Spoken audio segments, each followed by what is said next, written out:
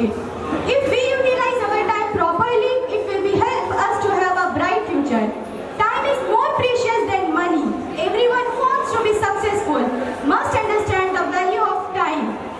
When we save time, we can utilize it to focus on our health and learning new things.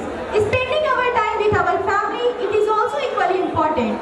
It is said that time is more precious gift. You can give someone, then why you not give it to our loved ones?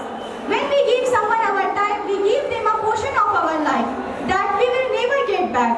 But when we spend our time with our family, what we get in return is memorable moments of life. It is said that time is money, but you must note if we lost money, somehow we can get it back.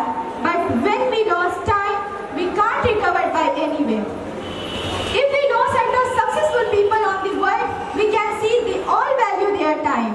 Ladies and gentlemen, if you want to know the value of 1 year, so you ask them who failed the exam. If you want to know the value of 1 month, so you ask them who didn't get salary. If you want to know the value of 1 week, so you ask them who is in the hospital. If you want to know the value of 1 day, so you ask them who fasted. If you want to know the value of 1 hour, so you ask them who is waiting for someone.